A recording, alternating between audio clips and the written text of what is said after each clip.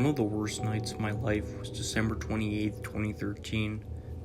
To put it bluntly, and in as few words as possible, a tough Christmas had been rough on my mental health. Then a straight up shouting match with my mom just kind of finished me off. I stormed out of our family home, screaming profanity and swearing they'd never see me again. Yep, I was that petulant teenager. Sure, I had forgotten my phone and wallet, but was I way too proud to go back and get them? You bet I was. So in my fit of only partially warranted rage, I somehow decided that it would be a good idea to try to hitchhike to my friend's house so I could stay the night there. I'd never hitchhiked before. Hell, I don't think I'd even held my thumb out for a cab at that point in my life. But there I was, stood on a stretch of Florida highway, trying to catch the attention of a passing driver. To my surprise, someone actually pulled over pretty quickly, and not the hippie bus rust bucket I'd been visualizing either. It was one of those high-end Chevys. I'm not sure which model, and the guy behind the wheel looked like he had a few dollars. I mean, he was the archetypical rich dad type. Absolutely nothing to indicate that he was anything but nice and well-meaning. "Hop in," he calls out from the open passenger window. I couldn't believe my luck. Like, not only was I actually about to hitchhike for the first time, which felt pretty cool, I'm not gonna lie, but I was about to do so in style. I can't tell the difference between fox leather and the real deal, but when you're in an air-conditioned sedan that still has that new car smell at 17, who cares? I felt grown up as hell. So the guy asked me why I'm hitchhiking, and I'll be honest, I may have given him a totally hopped up version of events, which totally made me out to be the victim. Abusive parents, poor me, blah blah blah. Naturally, he takes this as gospel and starts telling me about how his father was an alcoholic, how he sympathized with my situation. I asked him to take me as far down the road as he could, that I had a friend that lived about 30 minutes drive away. He says cool, and down the highway we go. As he's driving, we talk a lot more about family. He pops the glove box, and boom, there's a picture of his kids. As I'm looking at this little girl, he starts telling me about how important he thinks family is, especially to those of us that come from less than stable backgrounds. Then he said something that seemed completely out of character. We're pulling into the gas station after he mentions needing to fill up, continuing the family convo in segments, if that makes any sense. One minute he'll stop talking because he needs to focus on a turn or a lane switch, then he carries on. So it was almost out of nowhere when he says something like, "We have to protect our families from our true natures." I didn't know what to say to that, not in the moment, so I just kind of stayed quiet as he gets out of the car and starts filling up the tank. I had a few minutes to process those words, and the more I thought about them, the more I realized that hitchhiking might not have been a good idea. When he gets back in after paying for the gas, there's a few moments of quiet as I'm still trying to work out what he just said to me. So I just straight up asked him. I asked him what he meant by something so ominous. "It'll be easier if I show you. Ever wonder what it would look like to tuck and roll out of a moving vehicle? Ever tried to imagine it? Because you're literally about to do it and you're pretty sure it'd kill you at the speeds you're traveling? Probably not. I hadn't. Not until that moment right there. But somehow, I convinced myself that I was just being overly dramatic. So, I just stayed in the car. I didn't even ask for him to pull over or anything. Jesus, looking back on it, I wasn't sure what was going through my head at all. Just that I really didn't want to be around this guy anymore. He'd gone from nice to creepy in a matter of light speed. "You know, everyone has secrets," he says after pulling into a dark commercial lot and shutting the engine off. So, imagine that line spoken as creepily as you can imagine, then double it, and that's what this guy sounded like. I had kept my tone polite up until that point, like I needed this dude to get to my friend's house, but I was all out of cool by then. And I'm not literally about to ask him what the hell he's talking about when he puts his goddamn hand on my thigh. Doesn't just put it there either. He puts his hand there and squeezes. A little side note here. I am not in the least bit homophobic. An older cousin of mine came out as gay long before this ever happened. And aside from a great uncle whose mentality seems to be firmly rooted in the 1920s, everyone in the family just accepted him for who he is. So this isn't like me going, oh god, it was scary because a gay dude touched me. Because really, I didn't even think this guy was even gay. Like I said, he had pictures of his kids, mentioned his wife, even bitched about his in-laws a little during our little family talk. Not that that rules out him being in the closet. Look, what I'm trying to say is that what he did was on some predator levels. He saw someone vulnerable, who apparently had a rough childhood or family background, and saw someone he could manipulate. It was the look in his eyes. Man, not this vulnerable, I like you look. It was like a hunger. That's the only way I can describe it. Like an excitement before a feast. I just hit him. I'm not some tough guy. I don't do MMA. Hell, I don't even think I even landed the punch properly. But I threw it hard enough to let him know that he was not about to molest me in a dark parking lot in the middle of winter. Then I tried to undo my seatbelt. Tried being the operative word. I pushed the button and absolutely nothing happened. No clicking or catching mechanisms, nothing. You should have seen this guy's smile when that happened. I will never, ever forget that look in his eyes. Pure predator. I'm not even ashamed to admit that I started screaming for help like a little kid. But ever have a nightmare where you try to scream, but your voice keeps kind of catching in your throat? It's so scary because it can literally happen. And it happened to me, right there in that dark parking lot. I'm even entirely sure what happened next. I remember slamming my fist into the glass window and it popping all over me. I know I must have gotten the door open somehow too. There were headlights behind us, someone shouting as they intervened. The predatory driver reached under his seat, and I thought for a moment that he was about to pull out a gun or something. But then the seatbelt felt kind of loose, so I just kind of rolled out of the car as it sped away. In retrospective, I think the guy had a way to unbuckle it like a jury rig under his seat, if that makes any sense. I mean, it was tight as hell, and then it just wasn't. Then the cops are there. My rescue must have called, and I'm just numb. Not only because I couldn't believe I'd almost gotten myself kidnapped or whatever. I mean, I have no idea what that guy was planning for me, other than it wasn't good or innocent. But it was the fact that my own foolish pride, my own self-pity and lies could have been the things really responsible for what could have easily been my untimely death.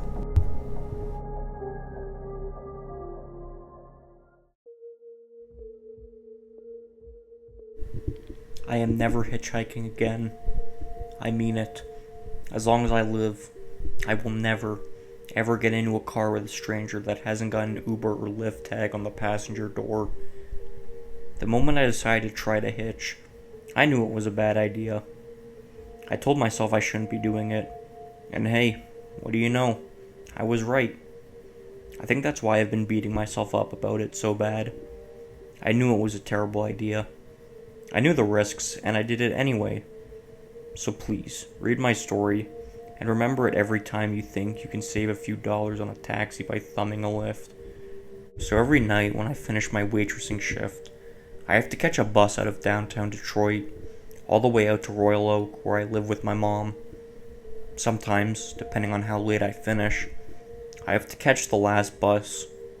I mean the very last bus on the line. It's either that, spend my tips on an Uber, fat chance, or walk. And there's just no walking anywhere in Detroit come winter time. So I'm on the bus one night, the very last bus, pleased to be headed back to a nice warm bed after a long hard shift. I have my headphone on, listening to some murder podcast, when I hear like a pop behind me, muffled by the sounds of the podcaster's chatter. I am beyond furious at this point. As I'm walking to get off the bus, wondering what the hell I'm going to do about getting home, the driver starts trying to explain the same thing to me. I just nod, staying polite. I knew it wasn't his fault, but still, I was angry as hell. I pull my phone out, order an Uber, which gets immediately canceled by the driver. I have no idea why. I have an almost perfect rating. So I try again, and again, and again, and realize this might be the only night where I was unable to get a goddamn taxi. It was about then that the idea of hitchhiking occurred to me. I'd freeze my boobs off if I just stood there at the bus shelter, gambling on an Uber, deciding if it was worth braving the freezing temperatures for what was little more than $10. So, I did it. I stuck my thumb out, staring down approaching headlights in the hope that somehow, someone would find it in their heart to stop for me. Eventually, someone did. And to my relief, he looked perfectly normal and was exceptionally well-mannered. "Hi there. Everything all right?" the man asked through the open window of his car. He wore glasses and a steel gray shirt and a tie combo. He looked like the most unthreatening person in the history of unthreatening people. "Yeah, but my ride," I said, and pointed mournfully towards the bus that was now flashing its breakdown lights. I think I was too shy to ask at first, but when the guy just opened the passenger door for me and flashed a smile, I thought I was saved. But I couldn't have been more wrong. The guy was nice enough at first. He asked how my day was, asked what I did for a living, small talk. Yet he seemed to take issue with the fact my waitressing shift seemed to end so late. "Funny, I don't know of any waitressing jobs that finish so late," he said skeptically at one point. I was confused. I mean, plenty of restaurants finish late. Some are open 24 hours. I had absolutely no idea where this guy was getting the idea from, but there was no way I was about to call him dumb or ignorant.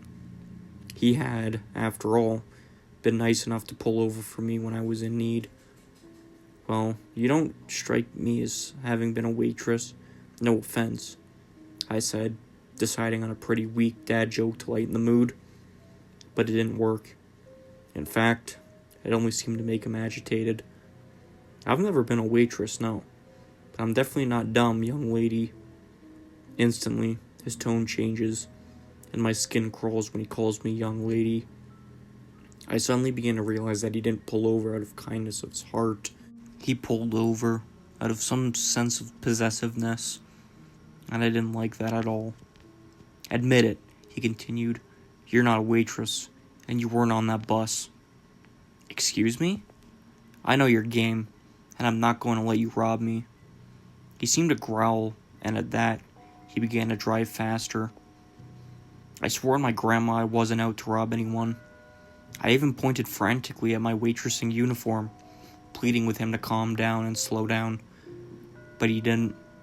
He just kept speeding up, until soon he was driving so fast that he had to weave in and out of traffic to keep going.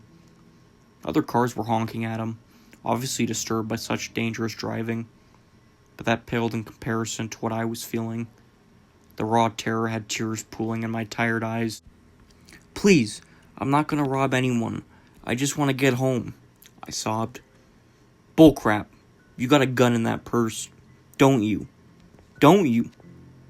All I could do was cry and shake my head. Every muscle in my body was tense, braced for the deadly impact I felt would come at any moment. "Well, you just try it, Missy. I'll crash this goddamn car and kill us both. You hear me? I'll kill us both before you take a single goddamn cent off me." I have never, ever been so completely relieved to see red and blue lights flashing behind me. It was just nuts. The guy actually pulled over and told the traffic cop that he was just trying to stop himself from being robbed. When the cop asked who I was trying to rob him, and the psycho points to the weeping waitress on the passenger seat, i.e. me, the cop looked horrified and tells him to get out of the car. What should have been a 40-minute journey home turned into 3 full hours of terror, confusion, and finally a police interview. The The cops wanted to press kidnapping charges on the guy, which I feel like he kind of deserved. But since I admitted to getting into the car of my own free will, all they could stick on him was a dangerous driving charge.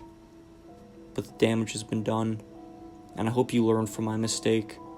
Always take your Ubers.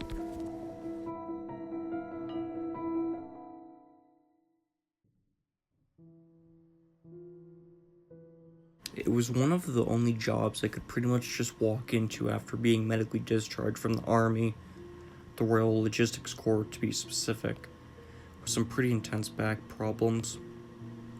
I tried physiotherapy, yoga, acupuncture, all sorts of things, but sitting in the cab of a military truck for such long periods had really done a number on my spine.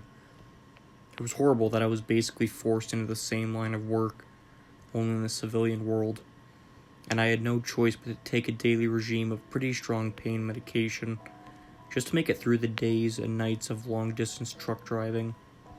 But that's neither here nor there, I suppose. I'd been only working for the company I'm presently at for about 6 or 7 months when I was driving down this lonely stretch of road at just outside of Rotherham in South Yorkshire. There, I see this young woman at the side of the road, bags in hand, with her thumb out like she was looking to hitchhike. It's not like I don't see a good few hitchhikers on my routes. They're much more common than you might expect, especially during the summer months when people can afford to be standing at the side of the road, sometimes for hours at a time, waiting for lifts. I never normally stop for them. I've seen enough horror movies to know that you're inviting trouble on yourself if you just let a total stranger into your truck for long distances. But there was something about this girl that actually had me slowing down and stopping at the roadside for her. I don't know if it was how young she looked, or how desperate she looked, and she definitely didn't look like the kind of scruffy hippie types or dodgy cardboard sign holders that I normally see standing out there. So, there I was, actually opening my cab door and helping her climb inside. I asked where she was looking to go, only to have her reply something like, "Anywhere, just drive." This bothered me a little bit, I'll be honest, as I didn't really like the idea of having someone just sat there in the passenger seat for the foreseeable future. I'm not exactly the most sociable person, and awkward silences are annoying for me at the best of times, let alone when it's some girl that's half my age. God knows what people would think if they saw that I was stopping for random girls. Probably that I was some perv or whatever. So I ask her again, only rephrasing the question so that I make it clear that I just can't have her sitting in my truck for the foreseeable future, as I'd be looking for somewhere to stay overnight at some point. I know it sounds a bit mean, but I didn't want to have to properly look after this girl, paying for her food, paying for a hotel room and all that. I'd never picked up a hitchhiker before, but they're usually set on a certain place that you can just drop them off at, right? So after a bit of an awkward silence, and I've made clear that I loathe those, I asked her why she was on the roads.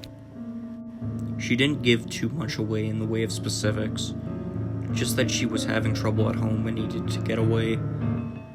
I asked if it was a fight with her parents or her boyfriend or something, and that she maybe shouldn't just run away from her problems, but go back and fix whatever it was. You know, like, address the issue or whatever, instead of just straight up avoiding it. But she immediately took issue with the fact that I'd asked after a potential boyfriend, saying she'd get out immediately if I had any funny ideas about where this was going. That made the whole thing feel even more awkward, and I reassured her that I did in fact have a long-term girlfriend at home, and that I certainly wasn't in the habit of picking up young girls from the side of the road. I'm basically explaining that I'm not a perv when I see a police car pass us on the road. Nothing unusual, so it barely registers other than for me to make sure I'm not over the speed limit or anything. You know, the usual I just saw a police car anxieties. But a moment later, I hear sirens behind me. Looking into the rear view to see what appeared to be the very same car, having turned around to follow me, with a view to pulling me over. I groaned, saying something about hoping my brake lights aren't out.